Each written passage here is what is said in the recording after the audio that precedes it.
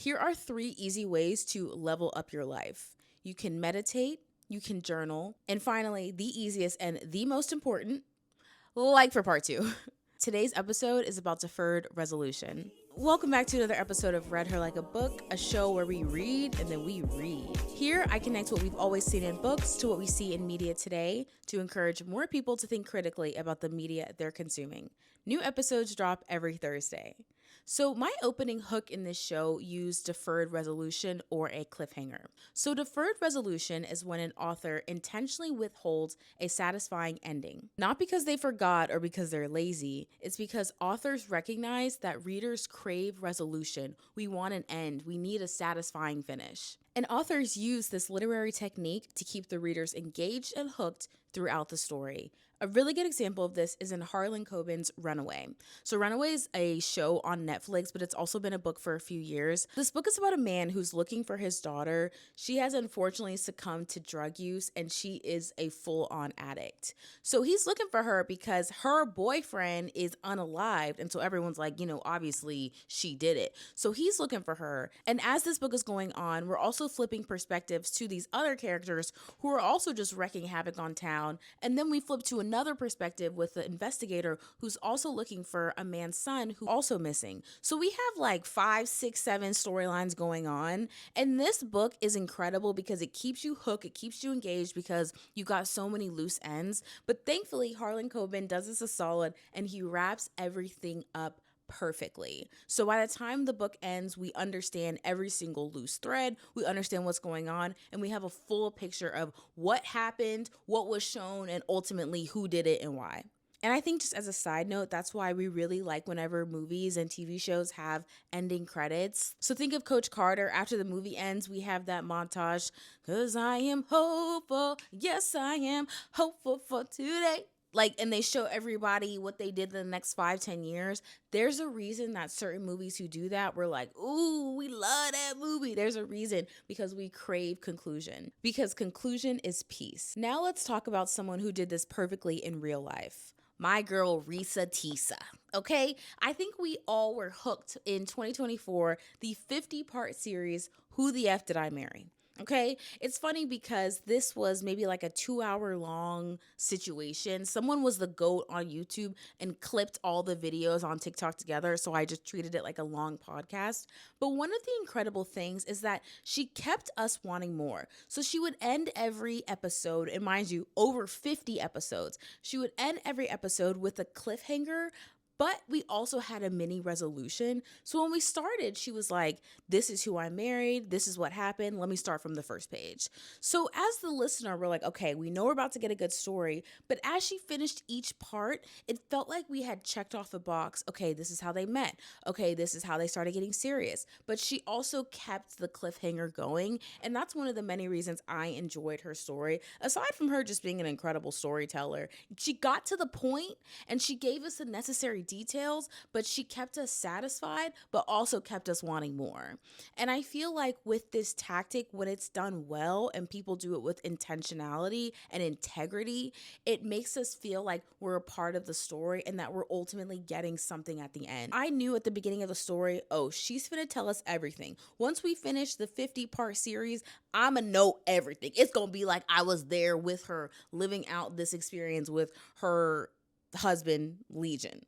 And also what felt so great about this story is that it didn't feel like she was trying to get clicks or get our attention. She was just sharing her story. And I think you contrast that with Danish Deception. I actually didn't even pay that story any mind, in part because she already had a cool, fun name for it, Danish Deception. I'm like, I see what you're trying to do here and I see through it. You're just trying to get us hooked with a fun name. You're not being genuine. And maybe she was being genuine, but because Reesa Teesa, she came off super humble. She was just telling us what happened. And I think also the setting, Reesa Teesa, it was like I fell in love during COVID.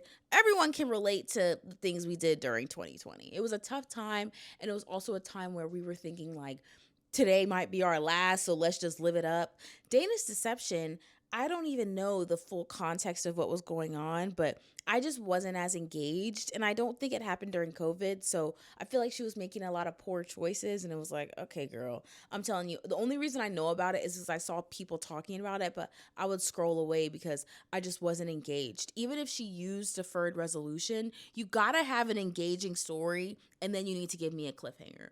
Like I used in my hook in the story, 3 easy ways to level up your life. If I would have started with a hook that you weren't interested in, here's 3 ways to make your alarms even more annoying and make them even louder, y'all would have all swiped away because we don't care. Okay, but Reesa Teesa, she gave us a story we cared about. She did it with integrity, and she left every episode with a little bit of resolution and a lot of cliffhanger. Now, here's when deferred resolution gets dangerous. The powers that be understand human psychology, and they recognize that we want an ending. So what they do is they withhold it indefinitely. So instead of Harlan Coben's Runaway or Reesa Teesa's Who the F Did I Marry, where they give us cliffhangers and then they completely tie it out and we know what happens next, these short form social media sites, TikTok, Reels, Vine, they recognize that we crave more, so they never give us a conclusion. If you've ever found yourself doom scrolling, you feel trapped on the app, you're not necessarily doing anything, you're not enjoying yourself, you're not laughing, you're not entertained, you're just scrolling because it's something to do. It's ultimately because you are looking for a resolution. You're looking for an ending. You're searching for something that these apps will never give you because they want to keep you hooked. And when you look at your feed, it is a compilation of the most random videos. I know my algorithm, it's going to be makeup, it's going to be hair, it's going to be clothes, it's going to be books, but nothing is going to be connected. Everything is just going to be these unfinished stories. So in turn, I'm going to see one story, and then I'm going to see someone talking about one book, and then I'm going to swipe, and then I'm going to see them talking about their favorite makeup products, and then I'm going to swipe, and then I'm going to see talking about the best hair color, and then I'm going to swipe, and it's going to be all these ideas I have in my head, but none of them are going to be finished. On these apps, there's 1,000 unresolved narratives. There's no conclusion. There's no ending. Everything is just kind of that gray area. Imagine if you read a mystery novel and you stopped reading in the middle of it. That is exactly what happens when you get on these short form apps. And a lot of people think they're addicted to their phones. That's not true. You are addicted to these unresolved stories because closure and getting a full picture is bad for business. They want to keep you curious. They want to keep you waiting. They want to keep you desiring so that you never log off. That's why I think, just as like a little side note, I see a lot of stuff online saying, oh, people don't watch movies, the industry's dying, people don't read books, blah, blah, blah. I don't buy it because people crave closure, and those longer forms of media can give it to you. I have one closing PSA for this episode. Attention is your power, and you decide what you give your full attention to. So chase the story that gives you resolution. That's all for today's episode of Read Her Like a Book. Remember to read the media before it reads you, and I'll see you on the next page. Bye.